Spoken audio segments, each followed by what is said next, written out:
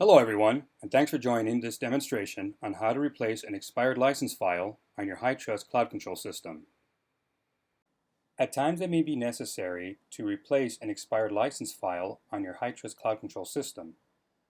You will know that you need to do this when you log into your CloudControl system, and upon logging in, find that you are placed directly on the licensing area of CloudControl.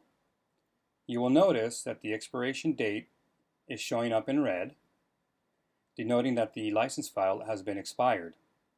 You will also notice that on the upper left-hand corner of the screen, you only have 3 menu items as opposed to the traditional 6 that shows up when you are using a fully licensed CloudControl system. So how do you recover and how do you replace the license file? To do this, click on the Update tab, then click on the Choose File button.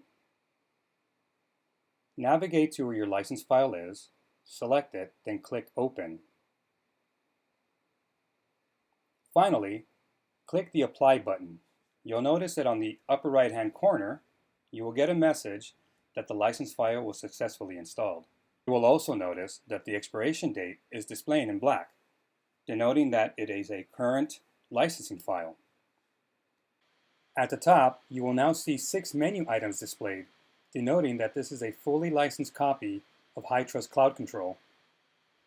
To validate this, you can click on General, then Dashboards, as this is where you are placed when you first log in to a HyTrust CloudControl system that is fully licensed. And there you go. You have a fully functional, fully licensed copy of HyTrust CloudControl. Thanks for watching.